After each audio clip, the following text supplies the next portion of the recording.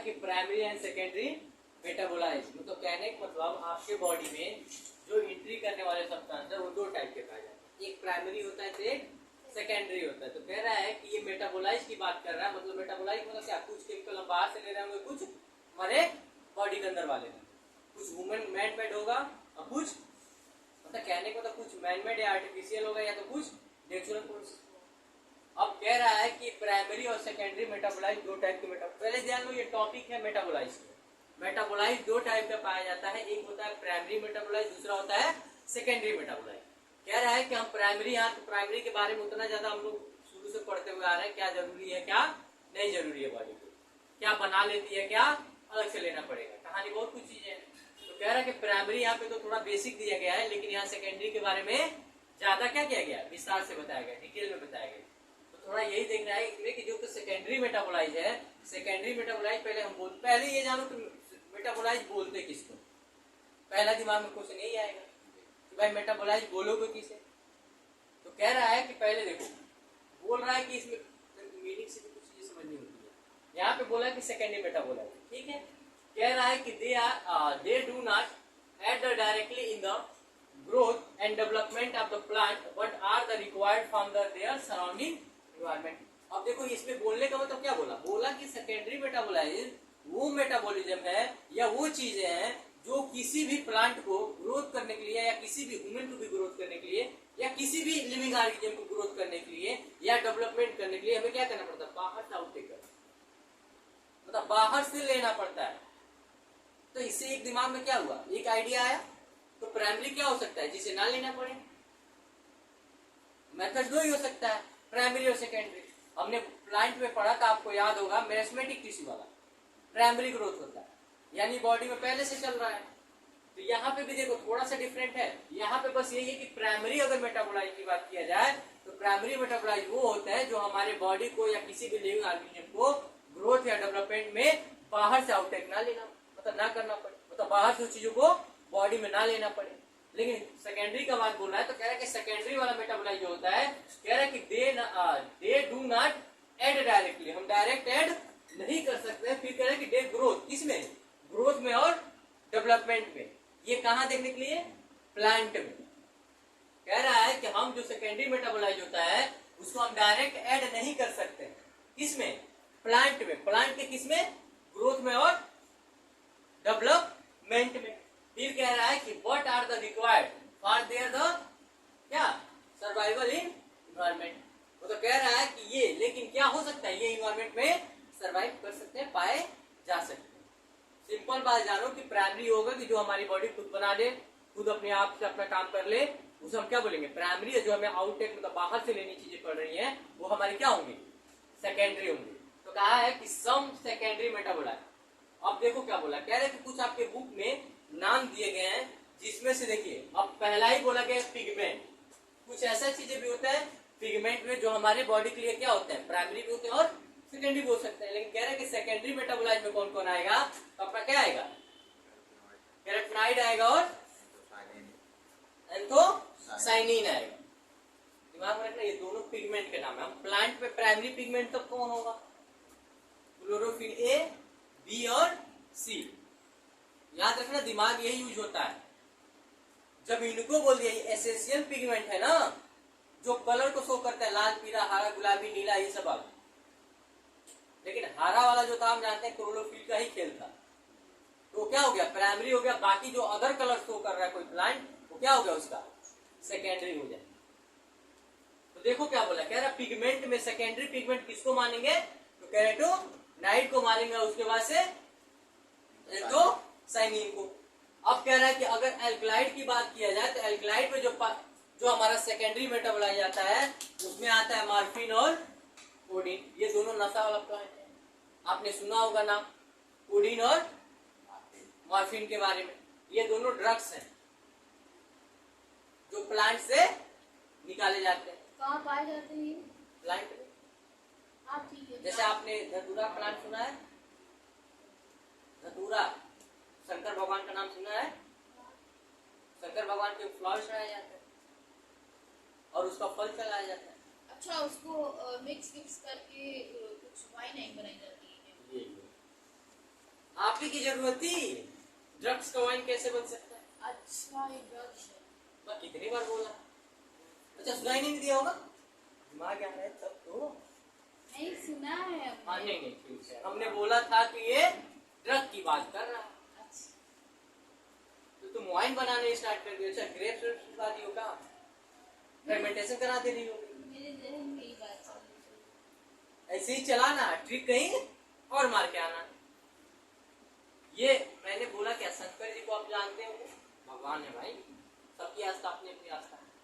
उनके ऊपर एक फ्लावर चढ़ाया जाता है, व्हाइट कलर का फ्लावर होता है, थोड़ा सा बड़ा होता है, जिसको धतूरा प्लांट बोलते हैं, और उसमें छोटे छोटे फल लगे होते हैं और उसमें से कांटे निकले होते हैं, उसी से तो मार्केट तैयार होता है। भी नहीं याद होगा, ठीक है। सर, ये आने illegal तो है जब ना? आएगा आपका ह्यूमन हेल्थ एंड डिजीज, वहां पे दिखवाऊंगा, वहां पे खूब आराम से दिखाऊंगा, लो भैया यही प्लांट था। देखिए आएंगे वो प्लान। सर फिर ये इलीगल प्लांट नहीं हुआ, इसको नहीं। कोई यूज नहीं करता होगा फिर। कैसे? क्या बनता? इसको इतना ज्यादा प्योरीफाई किया जाता, अगर प्योरीफाई नहीं किया जाए तो इंसान डायरेक्ट ले ले तो मर जाए, हाँ वही तो। क्योंकि डायरेक्ट लेगा तो क्या होगा, टॉक्सिक होगा। तो इसको कंपनी क्या करती है, प्यूरिफाई करती है, कई बार प्यूरिफाई करने के बाद कई टेस्टिंग करती है, तब जाके इसका यूज किया जाता है। ऐसी थोड़ी कुछ भी कर दो। हाँ वही। तो कह रहा है कि जो अल्कलाइन, याद रखना मैं ये बता रहा हूँ, ये कहानी नहीं बता रहा हूँ, बताने का मकसद ये है कि नीट में पूछता है कि सेकेंडरी पिगमेंट का एग्जाम्पल कौन है, कैरोटीनॉइड और एंथोसिन। फिर पूछेगा कि अल्कलाइड का एग्जाम्पल सेकेंडरी में कौन आता है, तो मॉर्फिन और कोडीन। फिर कहेगा कि बताओ जो टेप्नाइड होता है, टेप्नाइड का जो सेकेंडरी मेटाबॉलिज्म में कौन आते हैं, तो क्या बताओगे, बताओ, मोनोट्रांसफिन और डाइट्रांसफिन। अब कह रहा है कि अगर इसेंशियल ऑयल की बात की जाए तो कह रहा है जैसे आपने इसेंशियल ऑयल देखा होगा, जो जरूरत की ऑयल होती है, मतलब लिक्विड होता है, कह रहा है कि अगर आपने देखा होगा तो उसमें भी कुछ प्राइमरी होता है तो कुछ सेकेंडरी होता है। तो हम ये जितने पढ़ रहे हैं किसकी पढ़ रहे हैं, सेकेंडरी मेटाबोलाइट के बाद। इसमें लेमन का क्यों यूज किया है? बोला क्या है, एसेंशियल ऑयल लेमन का भी ऑयल होता है। इस चीज का नहीं होता। फ्रॉग का अचार हो सकता है, चिकन का अचार हो सकता है,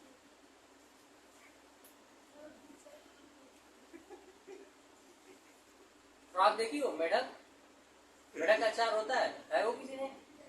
चाइना जाओ, असम जाओ,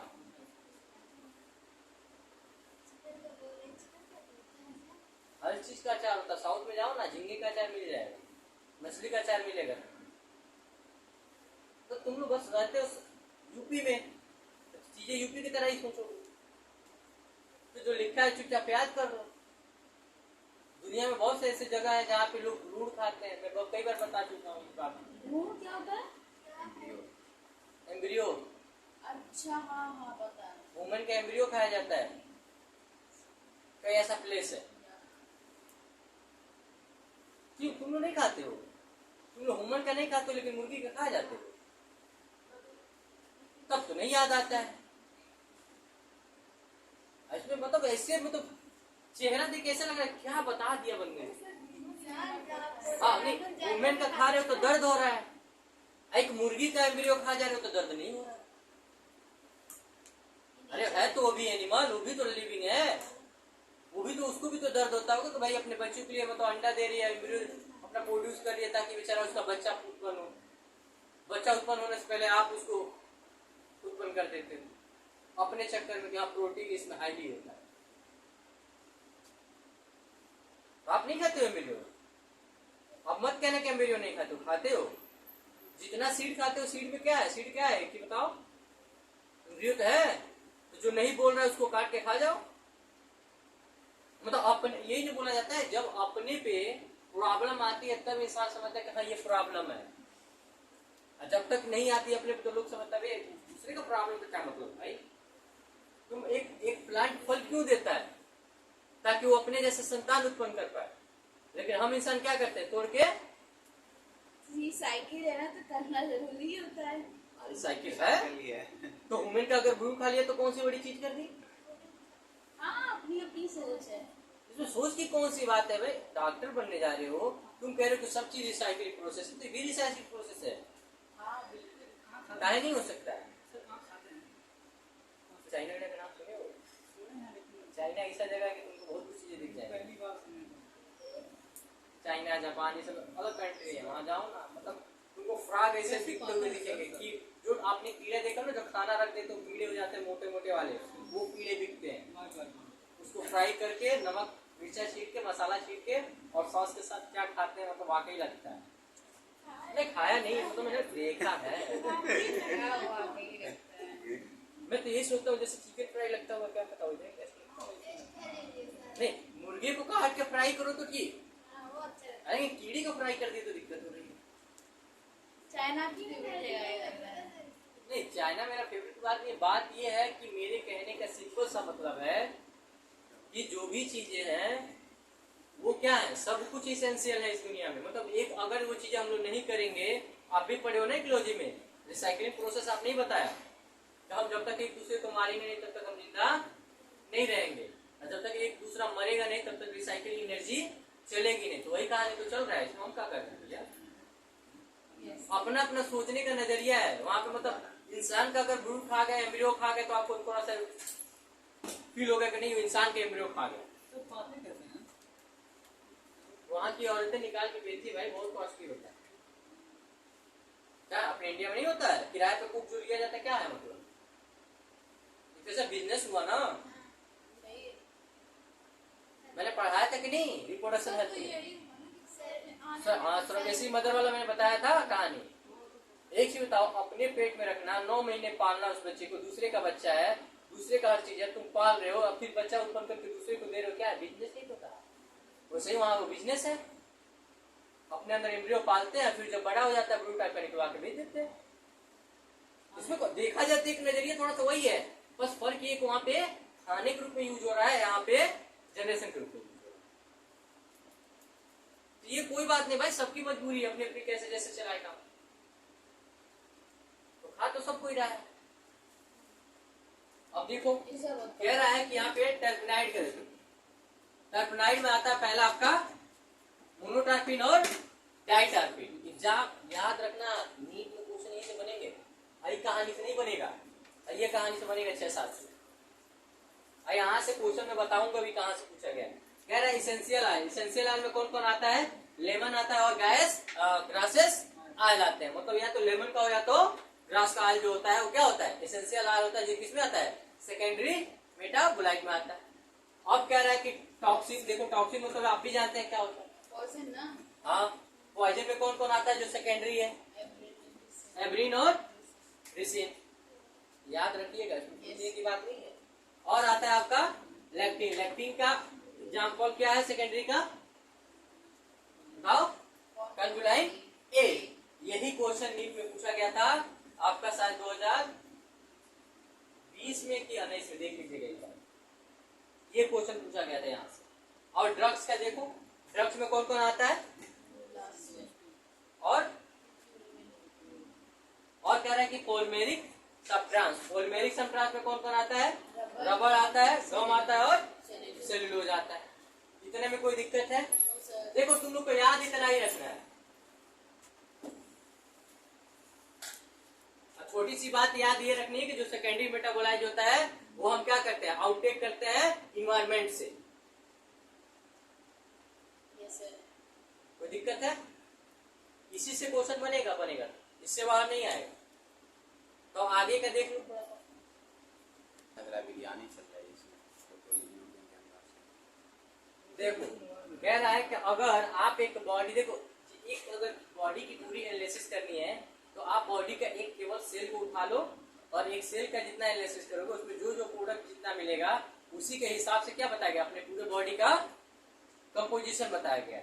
अब कहने का मतलब यहाँ आपने देखा होगा कि आपके एनसीईआरटी में एक टेबल दिया गया है। नॉर्मली इसे क्वेश्चन तो कभी पूछा नहीं है, लेकिन फिर भी अगर क्या पता पूछ ले, एनडीए का दिमाग कब घूमे कब क्या पूछेगा कोई ठिकाना तो रहता है।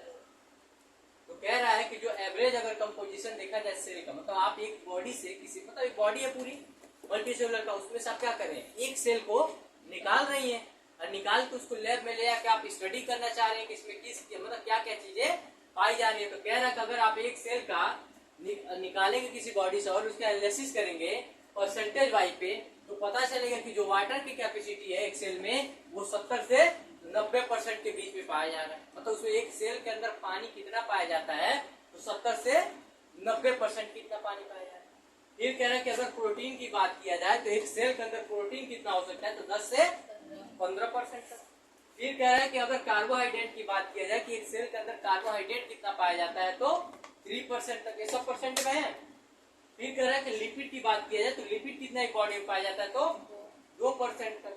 फिर कह रहा है कि न्यूक्लिक एसिड कितना पाया जाता है, तो उसमें 5 से 7% तक। फिर कह रहा है कि आयरन कितना पाया जाता है, तो आपका 1% तक।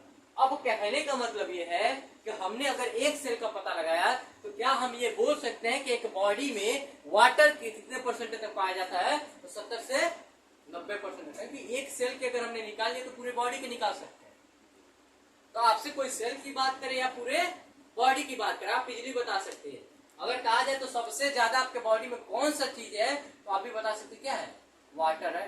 तो क्या प्रेजेंट है सबसे ज्यादा, क्या वाटर। आपकी कहानी खुल गई। दूसरा वर्ड कह रहा है कि प्रोटीन की बात। हम जानते हैं कि हमारी बॉडी, अगर बोला जाए कि आपकी बॉडी कितने परसेंट प्रोटीन से मिल के बना हुआ है, तो 10 से 15%। अगर आपसे पूछा जाए कि कार्बोहाइड्रेट आपके बॉडी में कितना है, तो 3%। अगर आपसे ये पूछा जाए कि लिपिड कितना परसेंट है, तो अगर आपसे पूछा जाए न्यूक्लिक एसिड कितना परसेंट है, तो अगर आयरन की पूछा जाए तो सिंपल सी बात जान लो, अगर एक सेल का आपने निकाला तो पूरे बॉडी की निकाल सकते हो। कुछ करना नहीं है, एक सेल हमने निकाला यानी सारे सेल में यही होगा, और सारे सेल को अगर 100 मिला हो तो फिर यही डाटा आएगा निकल। अब रहेगी बात कि इसको याद कैसे रखें, कि कौन सबसे, इतना जानते हो ना, इतना तो छोटा छोटा बच्चा भी जानता है कि हमारे बॉडी में सबसे ज्यादा क्या पाया जाता है, पानी पाया जाता है, वाटर। ये तो याद रहेगा। इसके बाद से कौन पाया जाता है, कैसा आएगा, आता है एक ट्रिक, शायद आपको याद हो। इसको आपको लिखना है क्या, PN, सही है, PNCLI। तो इसको पढ़ लो, पेंसिल। आपके पास है या नहीं है, डाटा ऐसे ही होगा। अब देखो P का मतलब प्रोटीन कितना होगा, 10 से 15। अब पूछेगा आपका न्यूक्लिक एसिड कितना होगा, 5 से 7। अब आपसे पूछेगा कार्बोहाइड्रेट 3%, और आपके पास लिपिड कितना होगा, 2%, और आयरन कितना होगा, आगे कह रहे हैं फॉर्म में। अगर आप पेंसिल को याद रखती है तब भी ये चीजें याद रहेंगी। अगर बात करेंगे कि सबसे ज्यादा क्या पाया जाता है, तो वाटर पाया जाता है 70 से 90%। कोई दिक्कत है यहाँ तक, दिक्कत होनी भी चाहिए, इतना टफ चीज नहीं है। पेंसिल तो सबके पास बचपन में पढ़े हो ना, पेंसिल के डायरेक्ट पेन ही मिल गया था। हाँ, तो पेंसिल जब पढ़े थे तो याद तो रहेगा ना, बस मीनिंग का थोड़ा सा फर्क है। मीनिंग में यहाँ PE वाला होता है तो ई नहीं, बस इसमें कौन सा मीनिंग है, PNCLI। तो आयरन लास्ट में रहेगा, आयरन एक है।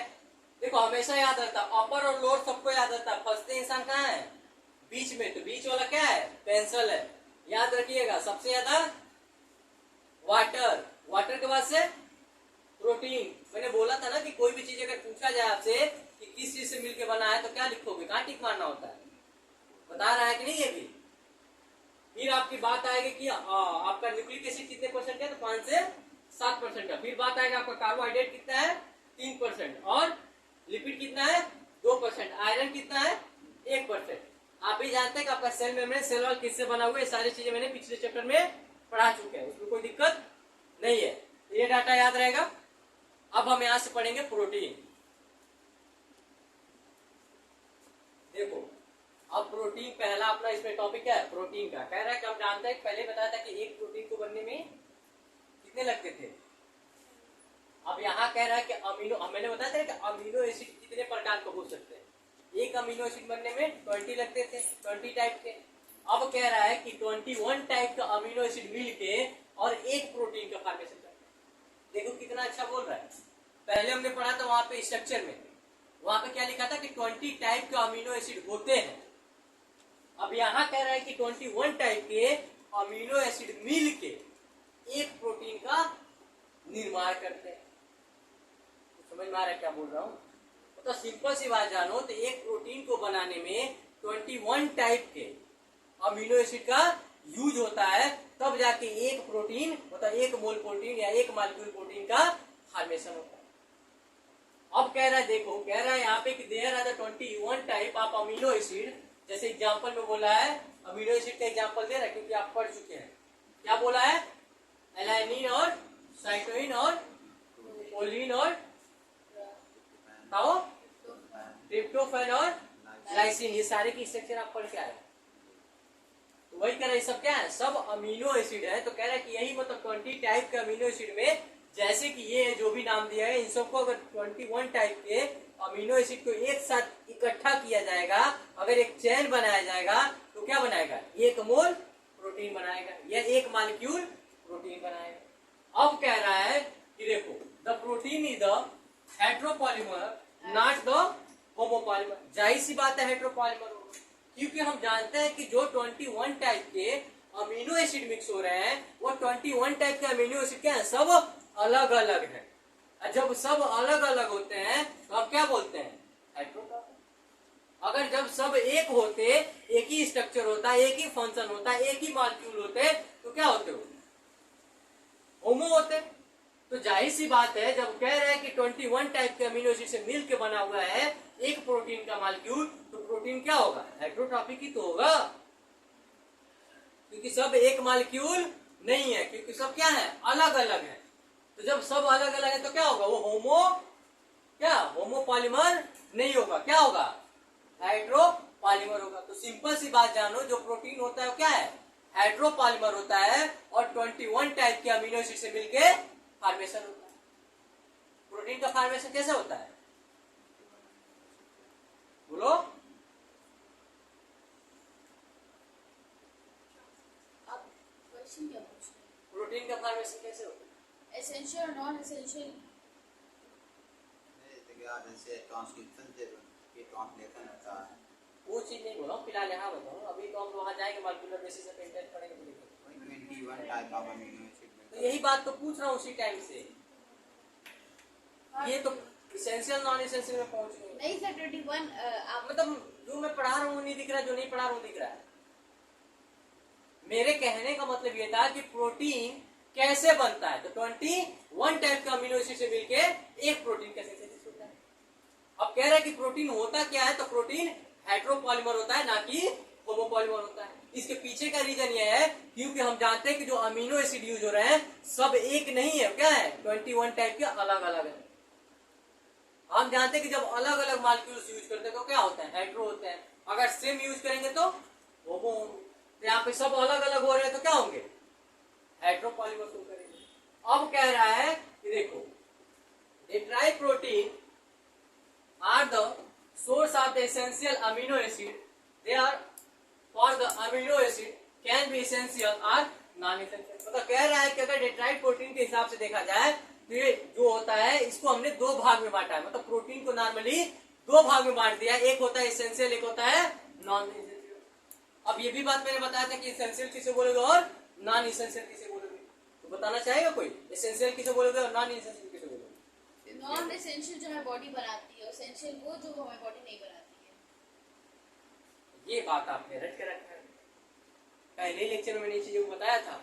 आपको इस बात को अप्रिशिएट करना चाहिए। ये लो, ये बात सही बोली तू। लाएंगे तो माला वाला बनाइए। भाई माला वाला पहनाने की क्या जरूरत है? पार्टी दे देंगे सबको।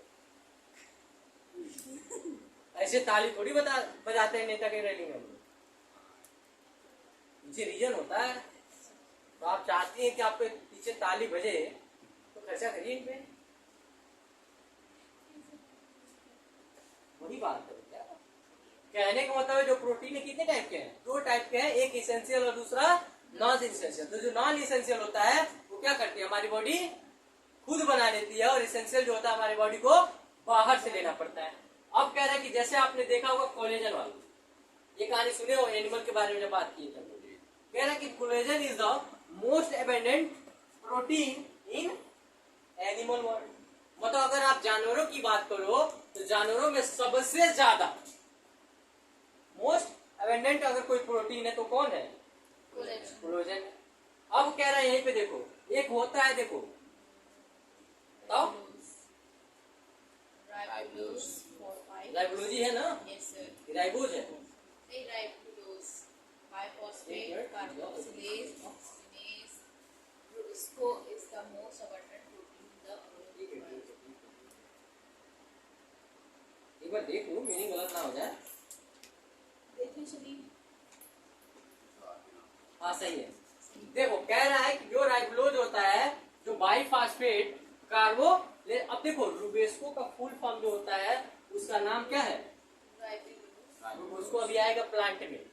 एक तरह का क्या है ये, अबंडेंट प्रोटीन, अबंडेंट प्रोटीन है। कह रहा है कि जो आप ये कहाँ देखने को मिलेगा, प्लांट में देखने के लिए मिलता है। अभी हमने देखा है कि एनिमल में कौन सा मिलता है, कोलेजन।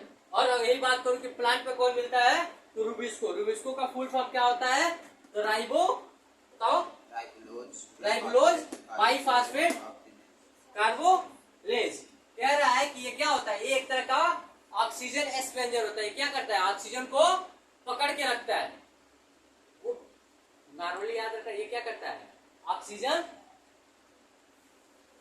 बताओ, ऑक्सीजन मतलब क्या करेगा, ऑक्सीजन को पकड़ के रखेगा। करके रखता होगा। तो यही कह रहा है कि इसके अंदर एक कैपेसिटी होता है जो ऑक्सीजन को क्या करता है, पकड़ के रखता है या उसको अपने पास एक तरह से स्टोर रखता है। कह रहा है कि ये कौन सा एंजाइम है या कौन सा प्रोटीन है, तो राइबोज है। कह रहा है कि is the most abundant protein in the whole of the biosphere. मतलब कह रहा है कि अपने पूरे बायोस्फीयर, मतलब अपने पृथ्वी पे जितने भी लिविंग ऑर्गेनिज्म हो, चाहे प्लांट हो, चाहे एनिमल हो, चाहे कोई भी हो, उसमें सबसे ज्यादा मोस्ट अबंडेंट कोई अगर प्रोटीन है तो कौन सा है, राइबोज है। याद रखिएगा, एनिमल के लिए अगर पूरे बायोस्फीयर की बात कर दी जाए तो रुबिस्को। कोई दिक्कत है यहाँ तक? अगला हम पढ़ेंगे, अगला हम पढ़ेंगे क्या, पॉलीसेक्राइड। देखो कह रहा है कि प्रोटीन में, मतलब एक एनसीईआरटी में एक और आपका क्या दिया गया है, एक बॉक्स में बताया गया है कि कुछ ये मतलब एग्जाम्पल दिए गए हैं प्रोटीन के। तो इसमें बस इसमें से एक बार क्वेश्चन पूछा था, ये वाला 2018 में से, नहीं 2018 नहीं 2019 में, ग्लूटाथेन कराता क्या है, ये पूछा गया था। पहले तो देखो क्या लिखा गया, पहले बोला कि ये प्रोटीन के नाम है और ये इनके फंक्शन है, मतलब ये क्या काम करते हैं। तो कह रहा है कि प्रोटीन में जैसे आपने ग्लाइकोजन की देखा होगा, जो हम देखें अभी, ग्लाइकोजन कहाँ पाया जाता है, केवल और केवल एनिमल वाले में। अरे एनिमल भी तो अभी देखे हैं।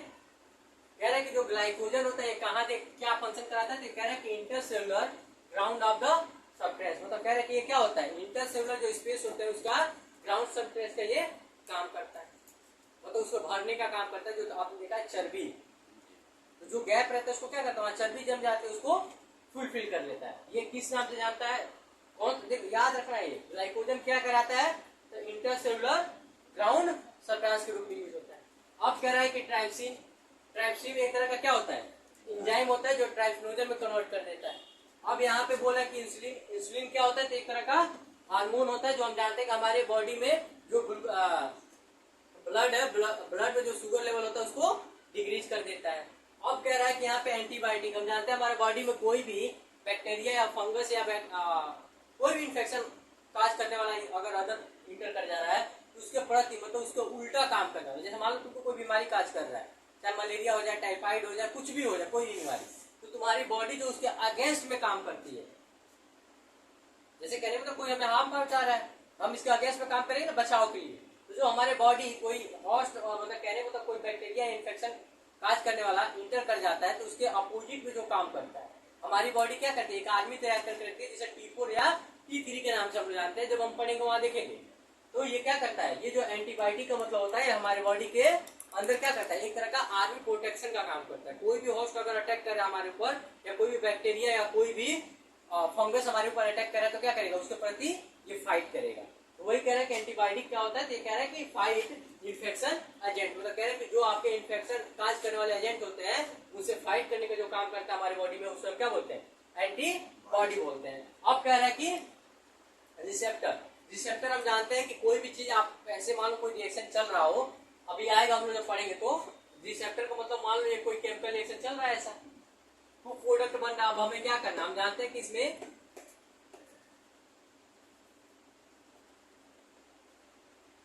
मान लो ये कोई डब्बा है, इस पे आके बैठ रहा है और ये क्या कर रहा है, अपना अपना रिएक्शन काज करा रहा है, तेज काम कर रहे हैं। तो इसको रोकने के लिए जैसे क्या है, रिसेप्टर का मतलब क्या, ये जगह ये क्या करेगा, इसको रिसीव करेगा ना। ये जो रिसीव कर रहा है, ये जो जगह दिख रहा है, इसको हम क्या बोलते हैं, रिसेप्टर बोलते हैं। एक तरह से क्या बोलते हैं, जहाँ पे रुके आके, ये भी हम आगे पढ़ाएंगे। लेकिन रिसेप्टर में बोलता है क्या, सेंसरी रिसेप्शन। जैसे कि क्या होता है रिसेप्टर मतलब क्या होता है, सेंसरी रिसेप्शन में आपका क्या क्या आता है, इसमें जैसे महक रही है, आपका सुगंध आपके नाक में जाता है, तो कहीं ना कहीं वो पार्टिकल क्या होते हैं आपके बॉडी में जाकर कहीं ना कहीं रिसीव होता है, तभी तो बता पाते हो आप ये महक आ रहा है, ये चीजें बन रही हैं। अगर वही बात कह रहा है टेस्ट का, जब आपके टेस्ट बर्ड पे जब वो स्वाद गिरता है तो आपको नोटिस होगा कि इधर तीखा महसूस होता है तो इधर मीठा महसूस होता है, कहीं पे बीटर महसूस होता है, या अपने टंग के बारे में पढ़ा होगा, अरे छोटे क्लास में यहाँ नहीं पढ़ना है। तो कह रहे जब आपने टेस्ट पढ़ा होगा तो वो भी क्या होता है, वो भी रिसेप्टर कहीं तो यूज कर रहा है, उस टेस्ट के जो पार्टिकल है उसका क्या करे, ट्यूब पे आके मतलब टेस्ट बोर्ड पे आके चिपक रहे, तभी तो टेस्ट आपको पता करा पा रहा है कि हाँ भैया ये टेस्ट है, ये चीजें तुम खा रहे हो। फिर आपका आता है हार्मोन। आपके बॉडी में जब हार्मोन्स का चेंजिंग होता है तो भी कहीं ना कहीं एक आर्गन से हार्मोन्स रिलीज होता है, दूसरे आर्गन पे जाकर अटैक करता है। जब उसमें क्या होता है, रिसेप्टर प्रेजेंट होते हैं, रिसीव करते हैं, तभी तो उस हार्मोन्स के अपोजिट आपका बॉडी काम कर पाता है। मतलब जैसे मान लो आपके बॉडी में ग्रोथ हार्मोन्स आया, तो क्या करेगा, ग्रोथ हार्मोन्स हमारी बॉडी से निकलता है, मतलब हमारे इसमें ब्रेन से निकलता है और सारे ऑर्गन में फैलता है। तो ऑर्गन क्या करते हैं, स्टिमुलेट करते हैं, तभी तो हमारी बॉडी ग्रोथ करती है। तो उसको रिसीव करना ही क्या है, रिसेप्टर है। तो कह रहा है कि इसमें क्या क्या, जैसे आपने देखा होगा सेंसरी रिसेप्शन में कौन कौन आता है, रिसेप्टर में स्मेल आता है, टेस्ट आता है और हार्मोन्स आता है। अब आपका आता है ग्लूट4। यही क्वेश्चन 2019 में पूछा गया था नीट में, अभी इसमें से कोई क्वेश्चन नहीं पूछा गया। ये क्वेश्चन पूछा गया था ग्लूट4 क्या कराता है, ये कराता है इनेबल फॉर द ग्लूकोज, मतलब क्या करता है, ग्लूकोज को पकड़ के और कहाँ ट्रांसपोर्ट कराता है, सेल में। मतलब अगर बोला जाए कि ग्लूकोज कहाँ से पकड़ता होगा, मैं मानता हूँ चलो ब्लड से ले लिया, ब्लड में जो ग्लूकोज है, ग्लूकोज को कहाँ पहुंचाना है, सेल में, क्योंकि हम जानते हैं कि ब्लड ही एक ऐसा फ्लूइड है बॉडी का जो हर एक एक सेल के पास सारी चीजों को ट्रांसपोर्ट कराता है। तो हम जानते हैं कि ग्लूकोज अगर हमारे ब्लड में है तो ब्लड से लेकर अगर सेल में ले जा रहा है, पहुंचा रहा है, पहुंचाने का काम कौन करता है, ग्लूट4 करता है। कोई दिक्कत है यहाँ तक? तो अगला आपको क्या पढ़ेंगे, पॉलीसेकेराइड पढ़ेंगे कल से, आज बस इतना ही रहेगा।